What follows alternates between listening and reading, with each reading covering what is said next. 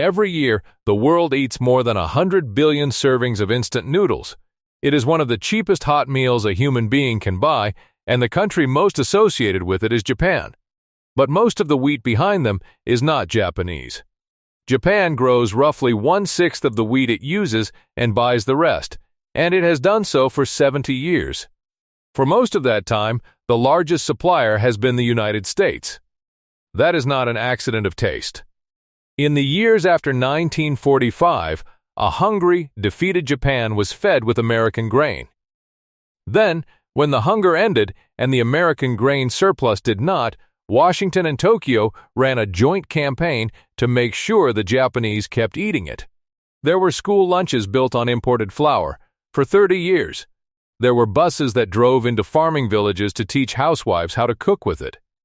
And there was an argument repeated in print and in public health messaging that the rice Japanese families had eaten for centuries was the reason they were not modern. And this was never a simple American order. Japanese ministries, nutritionists, and millers helped design the shift because a country that could not grow enough food saw imported wheat as security. Nobody was forced to lift a bowl. The real question is what happens to a nation's diet when one grain is made cheap, routine, and institutionally favored for 30 years, and who is holding the bill when the cheapness ends? The campaign did not invent ramen. Ramen was already there. What it built was the market in which ramen could become enormous. Ramen did not arrive with the Americans. It was already in Japan, and it was already an outsider's food. Wheat noodles in broth came from China, carried into Japanese port cities by Chinese cooks and traders around the turn of the 20th century. Diners called it Chinese soba, a name that marked it as foreign before the first mouthful. The word ramen would not become standard until much later. Its customers tell you what it was for. This was food for men doing physical work, sold cheap and eaten fast from pushcarts that appeared near stations and factory gates when shifts ended. It was hot, salty, and heavy with fat and calories, which is exactly what a laborer working a 12-hour day needed and could afford. So it told people where ramen belonged, beside a factory gate, not inside a national ceremony. In a country that spent the 1930s building an official identity around rice, purity, and the sacred imperial harvest, that was not flattering. Rice was the national grain, the thing the state distributed, taxed, and rationed. Wheat was a side note. Then the state that had made rice sacred lost a war, and it could no longer supply it. Japan in the autumn of 1945 was a country that could not feed itself. The reasons stacked on top of one another. Bombing had gutted the transport network that moved food from farms to cities. Fertilizer production had collapsed. Millions of working-age men were dead, wounded, or still overseas, and millions more Japanese were being repatriated from the lost empire into a home country with no food for them. On top of that, the 1945 rice harvest was one of the worst in decades, and Japan had spent the war extracting rice and sugar from Korea and Taiwan. Defeat ended that supply the moment the empire ended. Urban rations fell to levels that could not sustain an adult and were often not delivered at all. People survived on what the official system did not control. They took trains into the countryside to trade clothing and family possessions for potatoes and rice. They ate acorns, weeds, and pumpkin vines. In the ruins of the bombed cities, open-air black markets appeared within weeks of surrender, selling everything the ration system had failed to. This is the setting the occupation walked into, and it created a problem the Americans understood immediately. A starving population is a politically unstable one. On the 19th of May, 1946, roughly 250,000 people gathered outside the Imperial Palace demanding food. In a rally remembered afterward as Food May Day, housewives, children, and students were conspicuous in the crowd. Across occupied Asia and Europe, hunger was pushing people toward the political left, and Washington was watching for it. Relief and containment were not competing motives here. They were the same shipment. So, the grain came. Under the American Relief Program for occupied areas, and later through voluntary agencies shipping wheat flour, soybean flour, powdered milk, and cooking oil, the United States moved food into Japan at scale. In March of 1946, MacArthur authorized the release of 7 million pounds of surplus wheat flour to the Japanese government. That choice mattered more than it looked. The surplus the occupation had immediately available to release was flour, not rice. So the emergency food arrived as a grain Japan did eat in noodles, in dumplings, in the odd loaf, but had never treated as its dominant staple, and never at this volume. Survival now meant turning an unfamiliar surplus into daily meals, in a country with few alternatives and almost no bargaining power. In occupied Japan, selling a bowl of ramen from a street cart could get you arrested. Occupation authorities strictly controlled what could legally be done with imported wheat. Flour was supposed to move through licensed channels and be distributed through official rationing, with promotional campaigns pushing households toward bread.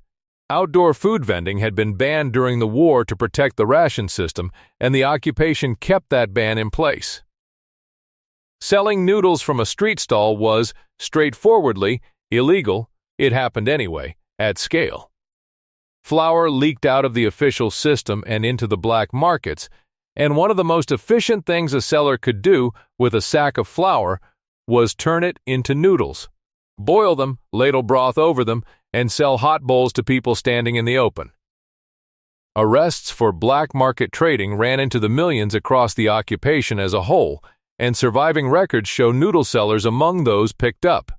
After repeated police crackdowns, orders from the authorities in 1949 began the large-scale clearing of street stalls. The trade survived all of it.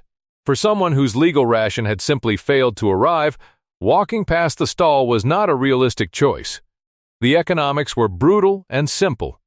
Boiling noodles was one of the most practical ways to stretch flour into a hot meal, and it suited a ruined street corner far better than baking did. A bowl turned flour into a complete meal without an oven, a bakery, or a shop front. It needed a pot, a heat source, and a supply of flour that the law said you should not have. Two groups ran much of this trade. Demobilized soldiers and repatriates came home to no jobs and no capital and set up carts, some of them men who had spent years in China and had eaten and learned to cook the dish there. And Japan's resident Korean and Chinese populations, who occupied an ambiguous legal position under the occupation, were heavily present in the markets. The people in the queue were not thinking about wheat policy. They were thinking that this was hot, it was filling, and it cost less than anything else. Ramen in these years was not a cuisine. It was a survival technology, and it worked because the raw material was foreign, subsidized, and abundant. Hold on to the mechanism, because the rest of the story runs on it. American policy supplied the flour. People with a cart, a pot, and no other income turned it into ramen. Black market prices were often brutal, and nothing about this was cheap in the way peacetime is cheap, but wheat was what there was, and a bowl was hot and filling when the ration was not. No government planned that. It was the population solving the problem the policy had handed them. But the occupation ended in 1952, and the wheat kept coming. The reason was no longer in Japan's hunger, it was in America's warehouses. By the early 1950s, the United States had a surplus it could not get rid of. American farm policy supported crop prices, which encouraged farmers to grow more, which produced more grain than the domestic market wanted, which the government then bought and stored. Wheat piled up in federal warehouses at real and rising public cost. Europe, the great emergency customer of the late 40s, was recovering and buying less. In 1954, Congress passed the Agricultural Trade Development and Assistance Act, known ever since as Public Law 480. Follow what it actually did, because it is simpler than it sounds. The grain left American warehouses. American farmers were paid in dollars by their own government. The receiving country paid in its own currency instead of scarce dollars, and much of that currency stayed inside the country to be spent on projects the two governments agreed on. American warehouses emptied, farmers were paid, and Japan kept its scarce dollars. Every participant could point to a benefit, which is why it worked. But the real prize was the fourth effect. A country that spends a decade eating your grain becomes a country that buys your grain.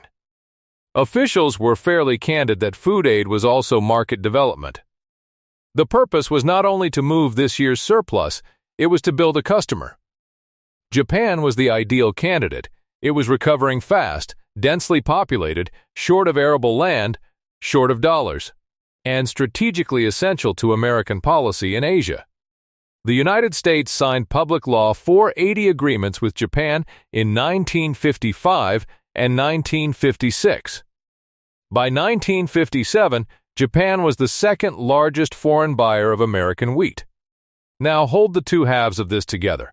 A nation whose staple identity and food policy were built around rice was being sold, on favorable terms, a grain it had never treated as its dominant staple by a country that badly needed to sell it. Price was no longer the obstacle. Shipping was not the obstacle. What stood in the way was the ordinary Japanese dinner. The grain could reach Japan by ship. To stay there, it had to get into the daily meal. For one generation, the argument arrived on a lunch tray. For their mothers, it arrived in a bus. The first was the school lunch. Japan had fed school children before the war, but the system collapsed with everything else, and the occupation relaunched and expanded it as emergency feeding. Pilot programs in December of 1946 served roughly 250,000 children in the Tokyo area on imported American flour, and expanded to around 3 million children the following year. The lunch that emerged had a fixed shape, a bread roll, powdered milk, and a hot dish. Not rice. And this is the detail that turns a relief program into something else. Rice was not served in Japanese school lunches until 1976. For 3 decades, in a rice-growing country, the meal the state fed its own children was built on imported wheat, and the United States kept supplying that wheat after the occupation ended. Consider what that means as policy rather than as nutrition. A child who started school in the 1950s could meet imported wheat on a lunch tray hundreds of times before ever choosing a staple for themselves. Millions of them did. They learned the taste, the texture, and the routine before they had any say in the matter, and no one had to persuade them of anything. They simply grew up with bread and noodles as ordinary, and then they became the adult consumers of the 1960s and 70s. The second instrument drove into the villages. A fleet of about a dozen buses, fitted out as mobile demonstration kitchens and known as kitchen cars, toured Japan through the second half of the 1950s, pulling into towns, villages, and apartment blocks to give cooking demonstrations. They reached more than 2 million people, mostly housewives, who went home with samples, nutrition pamphlets, and the day's recipes. The recipes were built around imported flour, oil, and soy. The money came through American agricultural promotion channels. The buses were run by the Japan Nutrition Association, and the nutritionists standing in them were Japanese. That last detail is the one that gets flattened in the retelling, and it should not be. This was not something done purely to a passive Japan. The kitchen car idea was floated to the Americans by a Japanese health ministry nutrition official. Japanese nutritionists, ministries, and the flour milling industry all had reasons of their own to back it. And here is the proof that it was not simply endured. When the American funding expired, Japanese local governments built their own kitchen cars to meet demand. By the end of the 1960s, there were more than 100 of them. Alongside the cooking lessons ran an argument. Books and public messaging of the period pushed the claim that a rice-centered diet was nutritionally backward, that it dulled the mind, and that wheat, bread, meat, and dairy were what a modern, intelligent, physically strong people ate. There was no sound evidence for the brain claim. It circulated widely anyway, and it gave the argument real emotional force, because it attached a grain to something no parent in a poor country could dismiss, their child's future. Here is the exchange at the center of this story. Every extra loaf and every extra packet of noodles meant income for a wheat grower and a miller. It also meant one less meal built around a rice farmer's crop, and a family quietly persuaded that the food their grandparents had lived on was the thing holding them back. Rice consumption had many reasons to fall in these years. including rising incomes and changing tastes. But this was the thumb on the scale. In 1958, all of this arrived at a single shed behind a house in Osaka Prefecture. Momofuku Ando was a Taiwan-born businessman in Japan who had been through several ventures and at least one financial collapse. The origin story he told for the rest of his life is that just after the war, he saw a long line of people waiting in the cold outside a black market ramen stall near Osaka Station and understood how badly people wanted a hot bowl of noodles. He also understood the policy landscape. Japan was awash in imported wheat flour that the government and the Americans were actively promoting, and the official promotional push was toward bread. Ando's insight was that the Japanese public did not want to be taught to eat bread. They already liked noodles. The wheat could arrive in a form they had chosen for themselves. The technical problem was preservation. Fresh noodles spoil in a day. The step that solved it, in the account he gave, came from watching his wife cook tempura. Hot oil drove the moisture out of the batter. Flash frying a cooked noodle block dried it out, made it stable on a shelf for months, and left it riddled with tiny channels so that hot water would rehydrate it in minutes. Chicken ramen went on sale on the 25th of August, 1958 at 35 yen a packet. That was roughly 6 times the price of the fresh noodles a shopper could buy in the same store, and at first it was treated as a novelty luxury rather than cheap food. The premium did not last, and it did not need to. Within about 3 years, Japan was consuming instant noodles by the hundreds of millions of servings a year. Within roughly 8, it was consuming them by the billions. What Ando had built was not a tradition. It was the most convenient possible destination for a grain that was arriving and being promoted at scale, wearing a Japanese name. And within a few years, factories would be pulling millions of people into cities where a meal that needed only hot water fit the shape of the working day exactly. Ramen found its mass customer at 11 at night. Picture the customer it was waiting for not a particular man, but a life that millions of people were living at once. He is in his 20s. He moved to the city from a farming prefecture, and he lives in a single rented room with a hot plate. His shift ended late.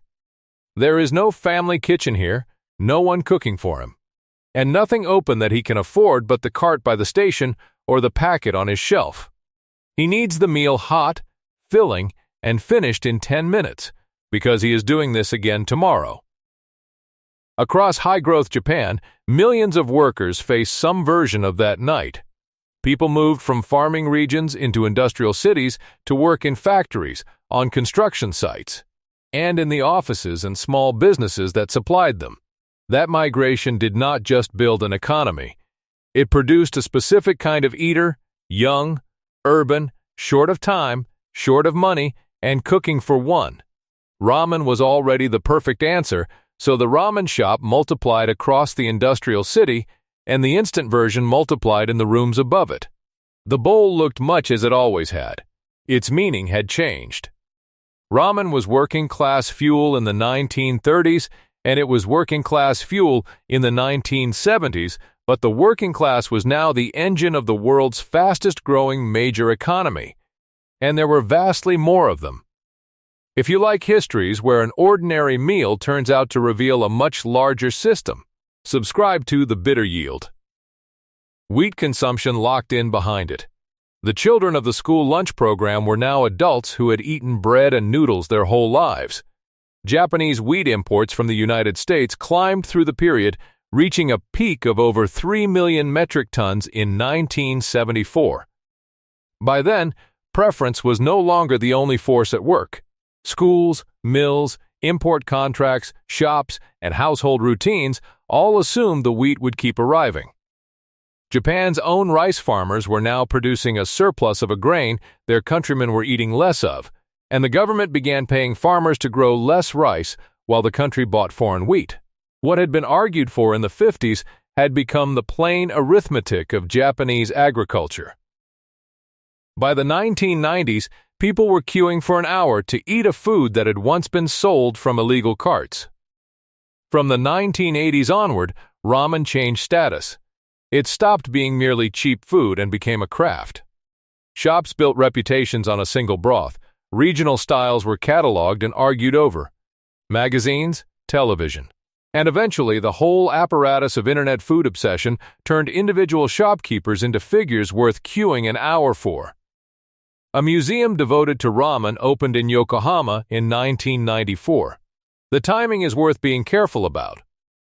The craft boom began during the affluence of the 1980s when a wealthy country had money to spend on connoisseurship of all kinds. What the long stagnation afterward did was keep it useful. A food that was affordable, unpretentious, and made by a skilled individual working obsessively at a small counter held its appeal in lean decades far better than luxury did. Ramen offered pride that did not cost much. In that process, the dish's origins quietly reversed.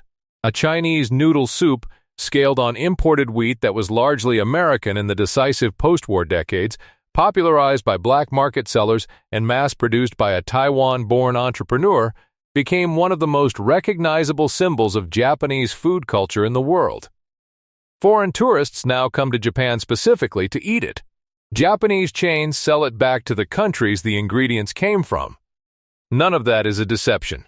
Japan made ramen its own in the only way that counts. The craft is real, and the shops earned their reputations one bowl at a time. The only thing the tidy version leaves out is why there was so much of it to perfect. Today, the price of a bowl of ramen begins with a government wheat tender and a ship. Japan grows roughly 1 million tons of wheat a year and uses around 6. The rest arrives by ship, most of it from the United States, Canada, and Australia. And that trade is not left to the market. The government itself buys the imported wheat, resells it to domestic millers, and resets the price on a schedule as world costs move. The emergency shipment of 1946 became a permanent purchasing system. For decades, that arrangement delivered exactly what it promised. Cheap, reliable calories underwrote a cheap meal for anyone who needed one, and the noodle bowl was one of the last things in Japan that stayed affordable through 30 years of flat wages. The bill for that arrangement arrives when the outside world is disrupted. When global grain prices spiked after the invasion of Ukraine and the yen weakened, the higher costs worked their way through the resale price, into flour, and eventually onto the shop's margin. Wheat, cooking oil, pork, and seaweed all rose together. Small shops operating on thin margins, in a business famous for long hours and low returns, were squeezed from both ends, because owners widely believed that charging more than 1,000 yen for a bowl would drive customers away. In 2024, according to the credit research firm Teikoku Databank, 79 ramen businesses went bankrupt with debts above 10 million yen.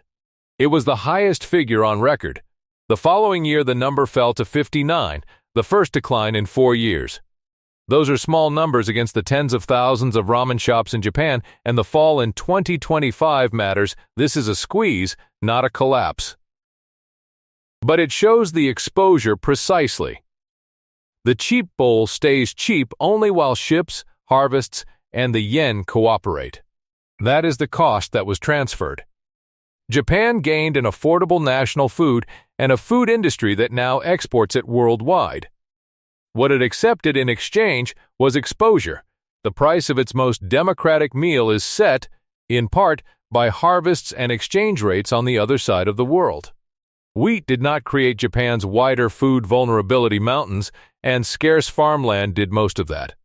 It simply makes the vulnerability easy to see. There is no villain to point at here, and pretending otherwise would get the history wrong. The United States sent wheat to a starving country, and it kept sending it because it had too much and needed customers. Japanese officials accepted it, then promoted it, because their country could not grow enough food and a modern diet looked like security. Momofuku Ando saw a surplus and built something people wanted. Millions of Japanese ate what was cheap, hot, and there. Every one of those decisions was reasonable from inside the position of the person making it. What they produced together was a national dish whose main ingredient the nation mostly imports. Ramen is genuinely Japanese now. In the way that matters, it was made Japanese by the people who cooked it, refined it, and built lives around it. But most of the wheat in the bowl still comes off ships, on terms set somewhere else, for reasons that began with an American storage problem. So what in the end was forced? Not the bowl, not the recipe, not the craft, not the queue outside a good shop at midnight. Governments on both sides of the Pacific did not design ramen. They designed the supply system underneath it, cheap wheat during a famine, continued imports long after the famine, and institutions that made an imported grain feel ordinary. Which leaves one question genuinely open and worth arguing about. Where did relief end and market building begin with the first emergency shipment? With the school lunch, or with the campaign that continued after the hunger was over? Historians disagree. Tell us where you would draw that line. So the next time a bowl sits in front of you, look at the noodles rather than the broth. Japan made that bowl its own. Most of the wheat beneath it still comes from somewhere else. Subscribe to The Bitter Yield. We follow the commodity until the ordinary meal looks different.